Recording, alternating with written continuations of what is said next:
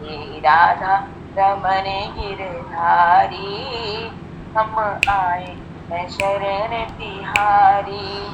हे राधा रमण गिरधारी, हम आए हैं शरण तिहारी। प्रभु रखना लाज हमारी, हम आए हैं शरण तिहारी। प्रभु रखना लाज हमारी, हम आए हैं शरण तिहारी। हे राधा रमण गिरधारी, हम आए हैं शरण तिहारी। हे राधा रमण गिरधारी, हम आए हैं शरण तिहारी। हे राधा रमण गिरधारी, हम आए हैं शरण तिहारी। वृंदावन बिहारी लाल की जय। अनंत कोटि ब्रह्मांड नायक सर्वेश्वर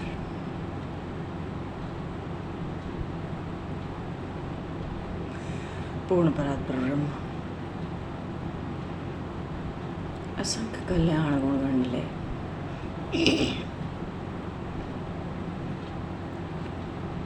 भक्तवांक्षा कलक्तरु शरणागत वत्सल भक्त वत्सल दीनबंधु दयासिंधु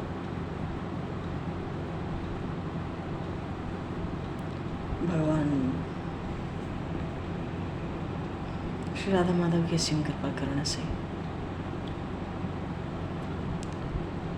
श्री हनुमान जी महाराज की परम पावन भवनी सन्निधि महापुरुषों की भावमय उपस्थिति में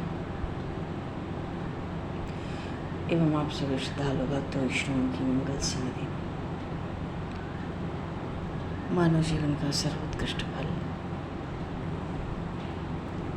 भगवत गुणगान भगवत स्मरण का आनंद हम सभी भगवान श्री कृष्ण की दिव्य लीलाओं के माध्यम से प्राप्त करने जा रहे हैं। सर्वप्रथम आप सभी भक्तजनों के श्री चरणों में भगवत भाव से सादर वंदन सादर नमन। आप सभी को यथा योग्य जय श्री राम जय जय श्री राधे हरे शरण। जय श्री राम जय जय श्री राधे हरि शरण। जय जय श्री राधे हरि शरण। जय जय श्री राधे जय जय श्री राधे। जय श्री राम जय जय श्री राम। जय आज की बात कह रहा हूँ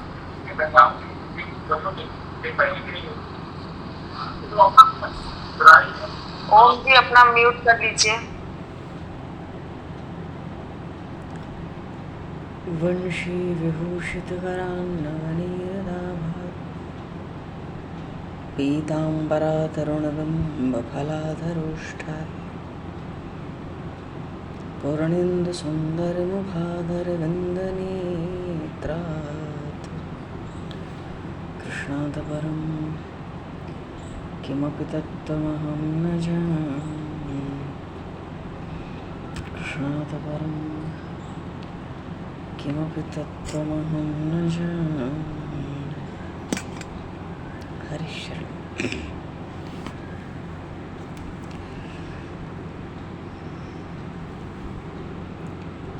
पूर्व प्रसंग में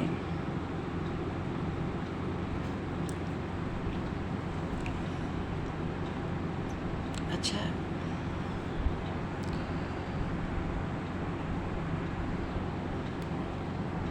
भगवान में जीव परमात्मा के प्रेम की प्राप्ति के लिए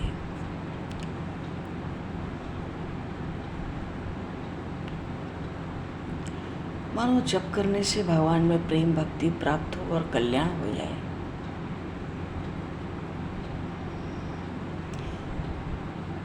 ऐसा विचार हमारा रहता है,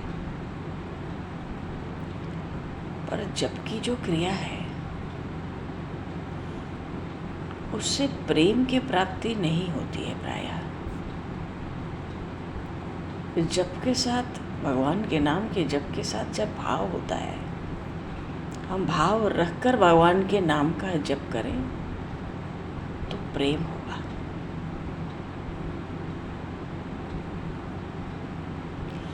करने में हम बहुत जप कर लेंगे तो भी प्रेम नहीं होगा। और भावपूर्वक, हे प्रभु, हे नाथ, हे देव, अपनी प्रार्थना कहते कहते, और मानो साक्षात भगवान दिख रहे हैं, उनके चरणों में बैठ के हम प्रेम भाव से जप करें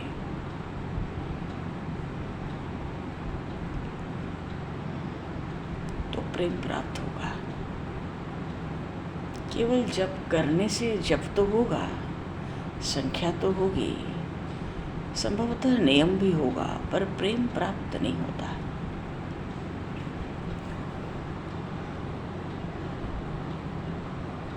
भगवान अपने हैं,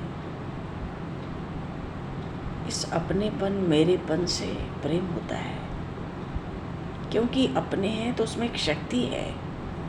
पर जब कर रहे हैं, क्रिया चल रही है, कर रहे हैं बस, तो उसमें शक्ति नहीं है। पर न करने से तो बहुत अच्छा है कि कर रहे हैं। आया ना, अकरणात् मंद करणम श्रेयः। न करने से करना अच्छा है भाई, बहुत अच्छा है।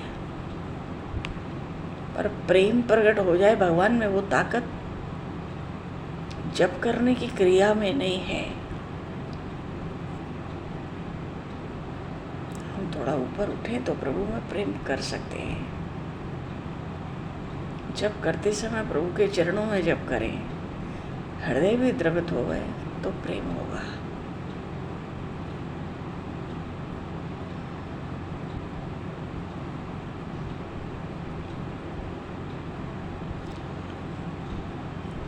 अच्छा, श्री भगवान नाम संकीर्तन में अनंत शक्ति भी कही गई है। महापुरुषों ने नाम संकीर्तन की अनंत अपार महिमा गाई है। चैतन्य महाप्रभु तो ऐसे थे, दोनों हाथ उठाकर बड़े उच्च स्वर से हरिनाम कीर्तन संकीर्तन करते। और उस समय तो प्रेम का जब भावावेश होता तो उनके दोनों नेत्रों से अश्रुओं की धारा बहती, शरीर के रोम खड़े हो जाते, एक एक रोम कूप से पसीनों के फव्वारे निकलते थे। सब हरे राम राम राम हरे कृष्ण कृष्ण कृष्ण हरे हरे। मानो ये महामंत्र का उच्च स्वर के कीर्तन में सबकी जिह्वा लग जाती। आसपास के जो देवालय मंदिर होते महामंत्र की ध्वनि से गूंजने लगते।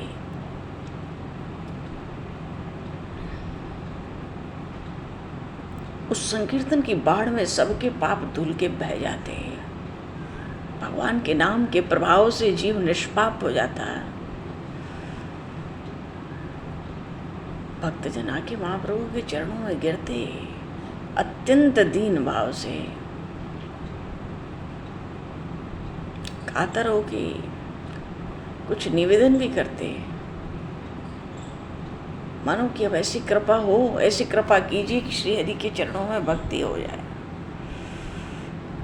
महाप्रभु कहते थे श्री कृष्ण बड़े दयामय हैं, दीनों पे अत्यंत ही शीघ्र कृपा करते हैं। तुम सब उनका ही भजन करो, उन्हीं की शरण में जाओ, सबका कल्याण होगा।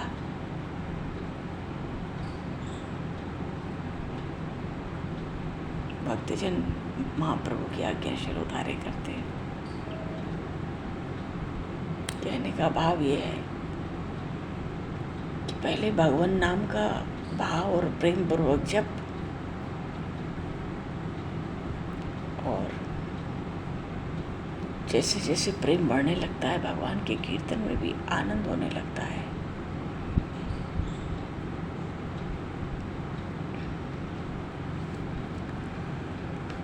उसमें प्रेम की प्राप्ति होने से अपूर्व आनंद धीरे धीरे होने लगता है। अच्छा चलो जी, हम लोग अपने पूर्व प्रसंग पर चलेंगे। बोलिए शिव भक्तवत्सल भगवान की जय। पूर्व प्रसंग में भगवान शांति दूत बनकर हस्तिनापुर जाना चाहते हैं कि कहीं अगर धृतराष्ट्र 5 गांव भी दे दे 5 पांडवों के नाम पर, तो देखा जाएगा युद्ध अनिवार्य न हो तो युद्ध क्यों हो। क्योंकि भगवान को केवल एक परिवार में युद्ध नहीं कराना था, भगवान को तो धर्म की स्थापना करनी है युग युग में। इसके नाम पर प्रभु अपनी उपस्थिति में धर्म युद्ध ही करा देना चाहते हैं। तभी तो देश विदेश के कोई राजा बचे थोड़ी थे जो युद्ध में भाग न लें। कहीं ना कहीं तो खड़े होना है, धर्म के पक्ष में या अधर्म के पक्ष में। और सबने अपना संदेश, अपना निर्णय, अपना भाव, अपना विचार उन द्वारकाधीश को सुनाया जाने से पहले। पर जब महारानी द्रौपदी के अपने विचार करने का समय आया,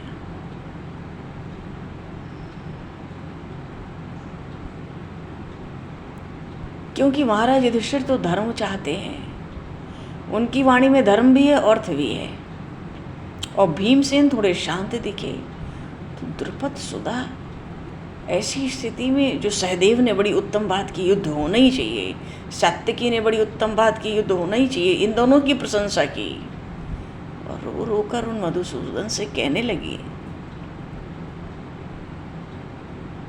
कि दुर्योधन ने जो व्यवहार हमारे साथ किया उसे आप जानते हैं, और जो संदेश संजय लेकर आए धृतराष्ट्र का वो भी आप जानते हैं। मानो भीख से निर्वाह कर लो, भिक्षा से क्यों युद्ध करो। वो तो संधि चाहते हैं, संधि मतलब दूर रहो, आना नहीं इधर, आप तो वो भी जानते हैं।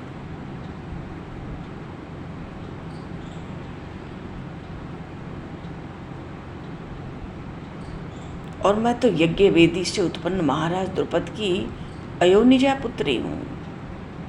अयोनिजा का अर्थ है प्रकट थोड़ी है योनि से, और अग्नि से ही पुत्र धृष्टद्युम्न भी प्रकट था। इस धृष्टद्युम्न की सगी बहन है द्रौपदी। महात्मा पांडु की पुत्र वधू हैं, कह रही हैं सभा में भगवान श्री कृष्ण से।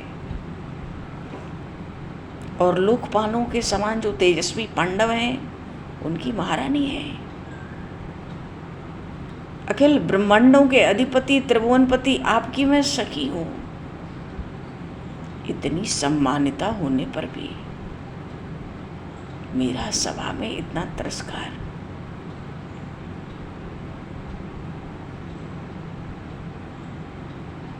आप सर्वव्यापक हैं, फिर भी मेरे इन 5 पतियों के रहते हुए फिर भी मेरा इतना अपमान हुआ।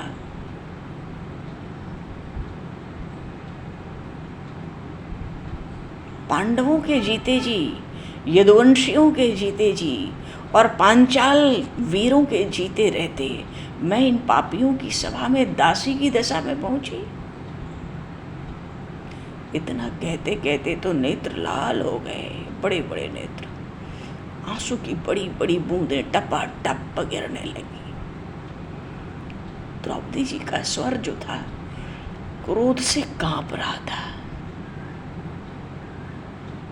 और कह रही थी, हे केशव, मेरी वो दुर्गति देखकर भी जो उस समय शांत रह गए थे वे अब भी शांत हैं। लेकिन दुर्योधन अब भी अगर जीवित रहता है तो अर्जुन की धनुर्धरता, भीम का पराक्रम इसको धिक्कार है। मुझे इनका नहीं केवल आपका ही भरोसा है। इसलिए आप यदि मुझे अपनी कृपा पात्र समझते हैं तो धृतराष्ट्र के पुत्रों पर क्रोध कीजिए। अपने बालों को हाथ में लेके भगवान श्री कृष्ण के पास आ गई, अपने बालों को दिखाकर बोलती हैं, आप शत्रुओं से संधि करने जा रहे हैं, पर वहां दुशासन के द्वारा खींचे गए अपनी सखी के इन केशों को भूल मत जाना। ये तब तक नहीं बांधे जाएंगे जब तक दुशासन की सांवली भुजा काटकर उसके रक्त से इनको सिंचित न किया जाएगा। अरे द्रौपदी के 5 वीर पुत्र हैं, वीर जननी है वो, सिंगनी के समान हुंकार करके सभा में कहती हैं, यदि आज भीम और अर्जुन कायर होकर संधि के लिए उत्सुक हैं तो अपने ये जो महारथी मेरे 5 पुत्र हैं, इनके साथ मेरे जो वृद्ध पिता हैं द्रुपद, इनको लेकर आप कौरवों के साथ संग्राम करो, युद्ध करो। क्योंकि अभिमन्यु के साथ मेरे 5 पुत्र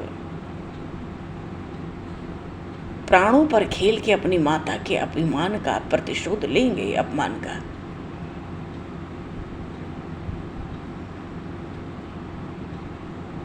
और अग्नि से भी बढ़कर प्रचंड क्रोध हृदय में लेकर मैं 13 वर्ष प्रतीक्षा करती रही हूं। आज भीमसेन संधि की बात करते हैं और आप उनको सुनते हैं, मेरा हृदय फटा जाता है। अब भी धर्म की बात देखना सुनना क्या बचा है? कंठ भर आया द्रौपदी जी का, फूट फूट कर रोने लगी। भगवान ने बड़े गंभीर वाणी में कहा, सखी तुम बहुत जल्दी इसी प्रकार कौरवों की नारियों का रुदन, उनको रुदन करते देखोगे। तुम्हारा जिन पर कोप है, क्रोध है, उन शत्रुओं के तो जो परिवार के हैं, जो उनके प्रेमी हैं, जो उनकी सेनाएं हैं, सब नष्ट हो जाएंगी और उनकी स्त्रियां इसी प्रकार रोएंगी।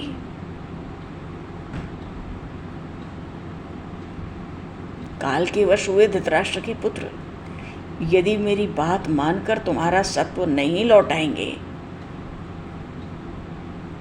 तो निश्चित है कि युद्ध में उनका जो शव है सियार कुत्ते खाएंगे। भगवान श्री कृष्ण ने द्रौपदी जी से कहा, द्रौपदी हिमालय भले अपने स्थान से आज हट जाए, आज पृथ्वी के भले सैकड़ों टुकड़े हो जाएं और भले तारों भरा ही आकाश टूट जाए,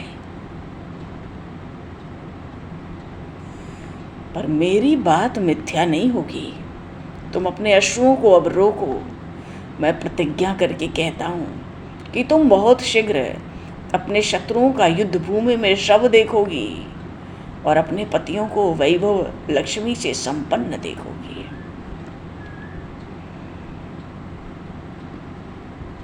भगवान ने द्रौपदी की ओर देख के उनके नेत्रों के अश्रु पोंछे।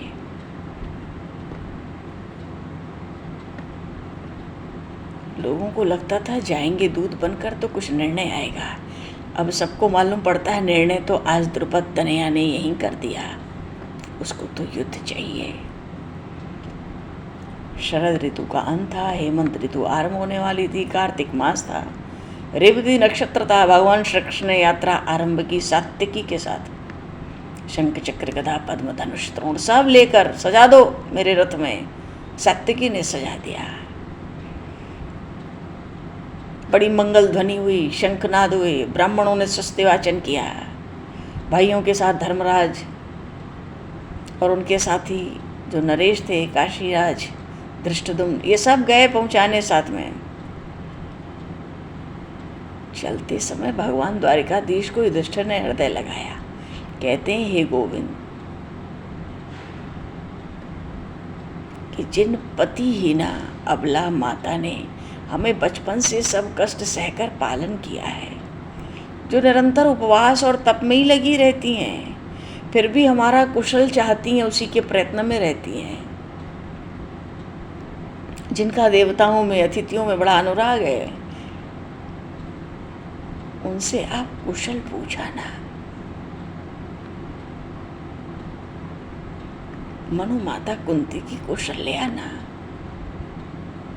हमारी ओर से हमारा नाम ले लेकर उनके चरणों में प्रणाम करना।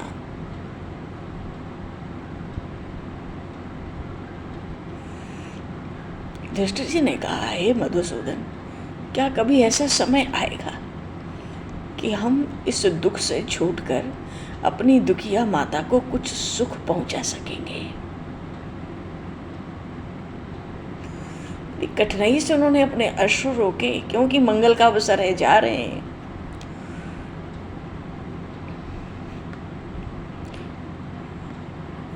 सबके लिए प्रणाम भेजा, वहां के राजाओं के लिए, वृद्धों के लिए, गुरुओं के लिए, विदुर जी के लिए, सबके लिए भगवान की परिक्रमा की युधिष्ठिर जी ने। आज्ञा लिए तो भाइयों के साथ लौटे।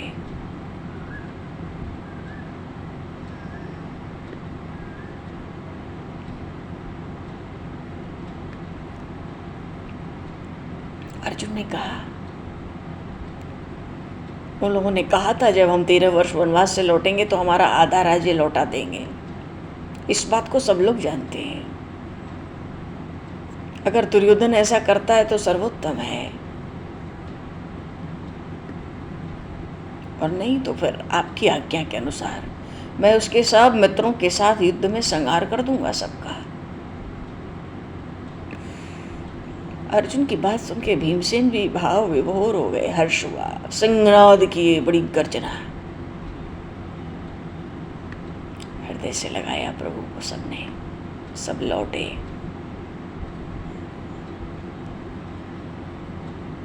और जब मार्ग में चले प्रभु, तो बहुत से महर्षिगण खड़े थे। भगवान ने रथ रोक लिया।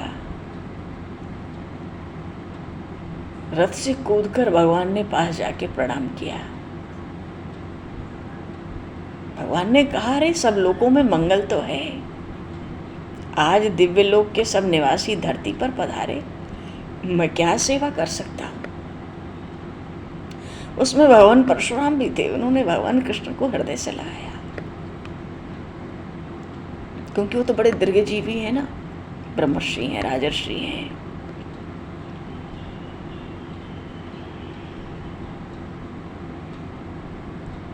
बहुत से देवता असुरों को उन्होंने पहले देखा है, आज प्रभु को देखने आए, दर्शन करने। हस्तिनापुर के राजाओं के बीच में जो आपकी दिव्य वाणी होगी मैं वो सुनना चाहता हूँ। भगवान ने कहा, आप पधारो। साथ ले लिया जो चलना चाहते थे। भगवान श्री कृष्ण के साथ 10 तो महारथी हैं, 1000 घोड़े हैं, इतने ही पैदल चलने वाले सैनिक हैं और बहुत से सेवक हैं। ऐसे गए थे भगवान। भोजन की बड़ी सामग्री छकड़ों में रखी थी, चल रही थी। अकेले नहीं गए, ऐसे सात्विकी को लेके बड़ी शोभा से गए। जो जो मार्ग में जिले पड़ जाते, स्थान पड़ते, गांव पड़ते, सब स्तुति करते, ब्राह्मण भगवान का पूजन करते, उपहार भेंट करते। पर हस्तिनापुर में तो भैया आप शकुन शुरू हो गया था भगवान के चलने के साथ ही।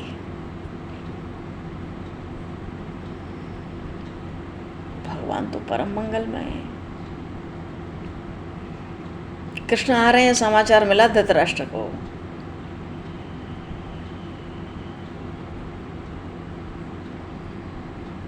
उन्होंने भीष्म, द्रोण, संजय, विदुर, दुर्योधन सबसे कहा, अरे वासुदेव हमारे माननीय हैं, पूज्य हैं, क्योंकि उनमें धैर्य है, वीर्य है, बुद्धि है, ओज है, सब गुण है।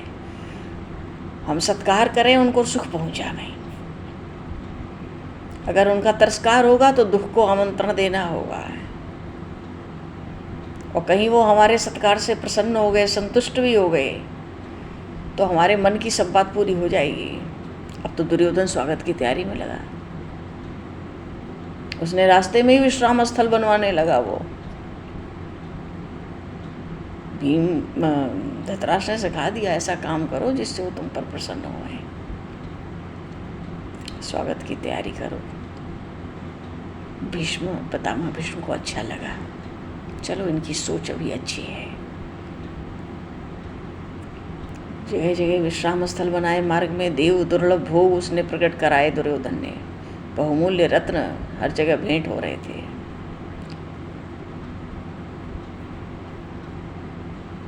जो व्यक्ति जैसा होता है ना, अपनी दृष्टि से सारा संसार उसको वैसे ही दिखता है।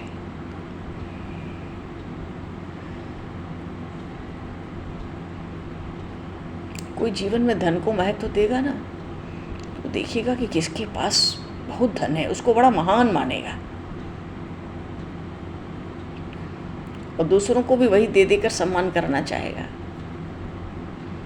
तो दुर्योधन के लिए तो ऐश्वर्य रत्न सबका बहुत महत्व था। तो उसने भगवान श्री कृष्ण के स्वागत में कोई कंजूसी नहीं की, और कोई भी प्राणी क्या उन सर्वेश्वर को संतुष्ट कर सकता है? भगवान ने देखा नहीं उसके विश्राम स्थानों को, रत्नों को। धृतराष्ट्र को दूतों से सूचना मिलती जाती थी।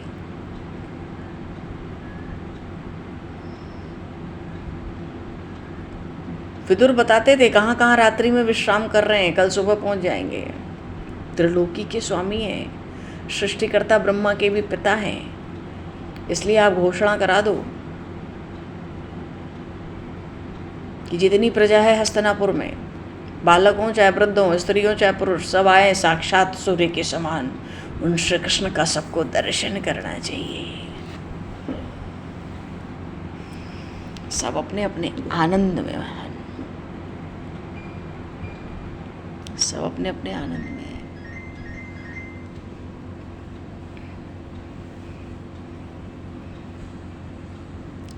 अब तो खूब तैयारी तो चली रही है, अतिथि सत्कार तो। भगवान श्री कृष्ण की महिमा तो सब जानते ही हैं हस्तिनापुर में, और फिर युद्ध भी तो है, इनके पास भी तो नारायणी सेना है। अभी उसका तो निर्णय नहीं हुआ वो किस पक्ष में रहेगी, इसलिए दुर्योधन बड़ी सेवा करना चाहता है, पर प्रभु तो देखते भी नहीं। और फिर ये हस्तिनापुर के लोग ये जानते हैं श्री कृष्ण का पांडवों पर अनुराग है। अर्जुन तो प्राणों के समान प्रिय है कृष्ण को।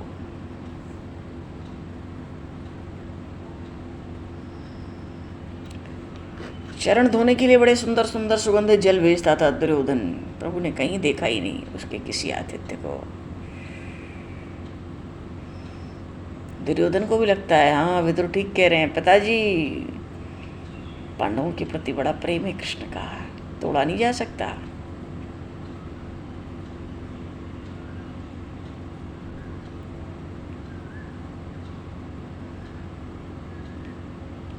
और फिर रिश्तेदार भी तो हैं दुर्योधन के।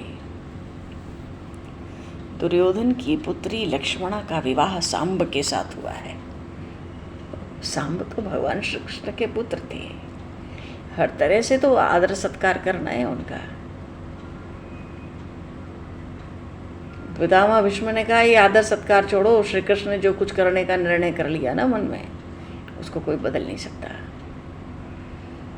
तो जो कुछ कहें उनको बड़े आदर से मान लेना ही हम सबका मंगल उसी में है। वो धर्म की आत्मा है, धर्म के अनुकूल बात ही कहेंगे।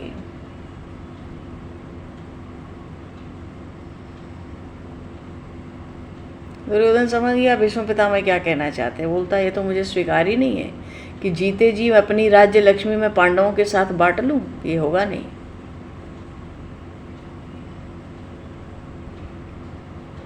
अगर वो पांडवों के पक्ष की बात करेंगे तो मैं तो महान कार्य करूंगा। क्या पांडवों के पक्षपाती वासुदेव को मैं बंदी बना लूंगा? उनको बंदी बना लूंगा तो जितने यदुवंशी हैं, पांडव हैं, पूरी पृथ्वी मेरे अधीन हो जाएगी। सो वही तो आ रहे हैं। मैं पूरा प्रयत्न करूंगा कि उनको पता भी ना लगे। भैया राजा धृतराष्ट्र उनके मंत्री डर के मारे कांप गए इस बात को सुनकर। दुर्योधन से धृतराष्ट्र ने कहा बेटा तो अपने मुंह से ऐसी बात मत निकाल, वो दूत बनकर आ रहे हैं, तेरी बात धर्म के विपरीत है। वो हमारे संबंधी हैं, उन्होंने हम कौरवों की कभी कोई हानि भी तो नहीं की है। और तू बंदी बनाने की बात करेगा ना, ये भीष्म विदुर द्रोण ये सब अभी से तेरे विरोध में हो जाएंगे।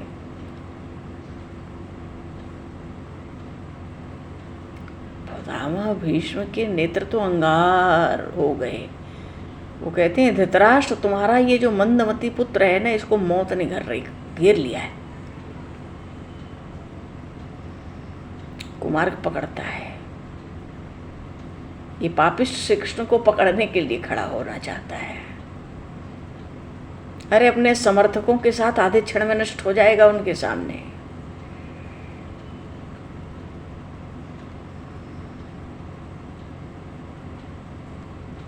तो भाई दुर्योधन को भी तो पता चल रहा है कि अभी तक उन्होंने मेरे स्वागत की कोई भी वस्तु मार्ग में स्वीकार नहीं की।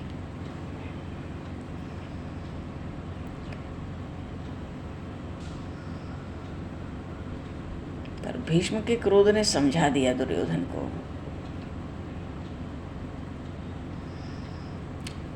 कि ये सब मत करना, नहीं तो आज ही तुम्हारे विरोध में हस्तिनापुर में ही बहुत खड़े हो जाएंगे। दुर्योधन अपनी भूल स्वीकार करके पिता को प्रसन्न किया। विदुर जी तैयारी में लगे हैं स्वागत की।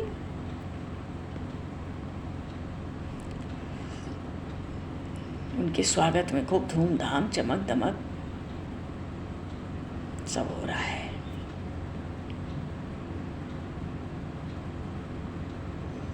और वो गरुड़ध्वज भगवान शीघ्र हस्तिनापुर पहुंचे अगली सुबह।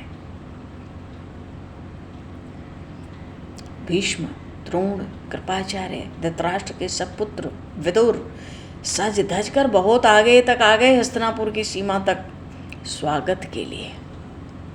बड़े नगरवासी भी पैदल आए, कितने सवारियों पे आए, और सबके साथ भगवान ने हस्तिनापुर में प्रवेश किया। खूब सजा है, मार्गों में खूब सुगंध फैल रही है, जगह जगह तोरण बंधनवार लगे हैं, दोनों ओर छज्जों पे नारियां खड़ी हैं, पूरे रास्ते बाजे बज रहे हैं, शंख बज रहे हैं, भगवान पे मंगल द्रव्यों की बरसात हो रही है, भगवान वासुदेव की जय जयकार हो रही है, भगवान की स्तुति कर रहे थे लोग, भगवान के रथ के सामने लोग आके प्रणाम कर रहे थे। पर वो रथ कहाँ रुका? रथ आकर धृतराष्ट्र के राजभवन के द्वार पर रुका।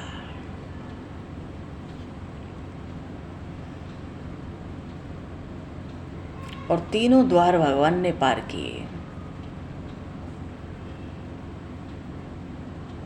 और धृतराष्ट्र के पास पहुंचे। धृतराष्ट्र ने द्वारिकाधीश भगवान का सत्कार किया। बोली श्री द्वारिकाधीश भगवान की जय।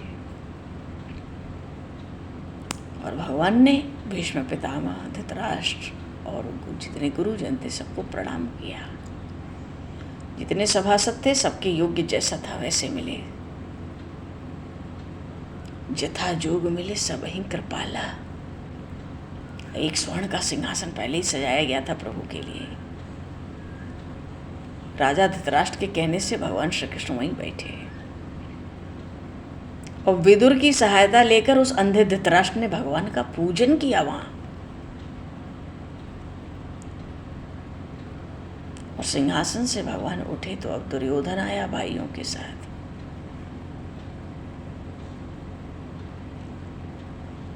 आग्रह करने आया था कि आप मेरे भवन में चले।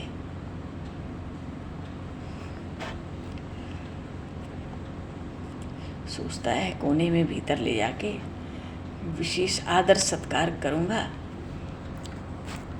और इनकी विशेष प्रसन्नता प्राप्त करूंगा और ये खूब प्रसन्न होंगे, संतुष्ट भी होंगे।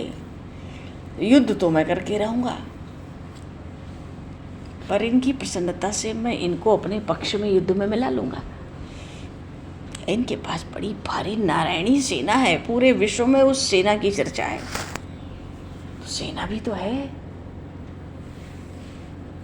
मेरे साथ अगर युद्ध ना करें तो ठीक है, नारायणी सेना ही ले लूंगा। पर कुछ भी कहो, बड़ा दिव्य स्वागत सत्कार हुआ भगवान श्री कृष्ण का हस्तिनापुर में। बड़ी दिव्य स्वागत की तैयारियां भी थी। पहली बार प्रभु हस्तिनापुर के राजभवन में आए हैं। सबका आदर करके सेवा पूजा भी ली है विधि पूर्वक।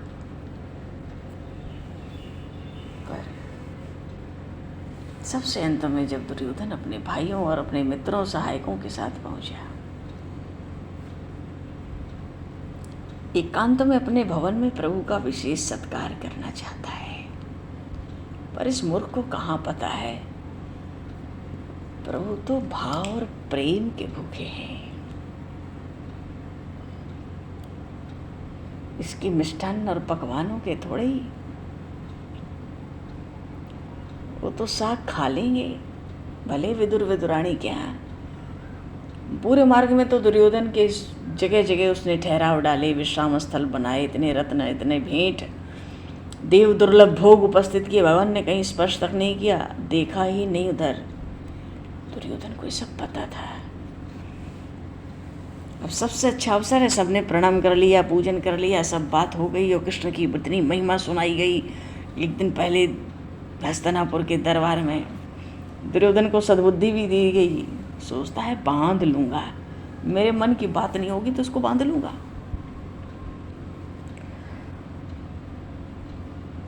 और अपने भवन में ले जाना चाहता है। बोलिए श्री भक्त वत्सल भगवान की जय।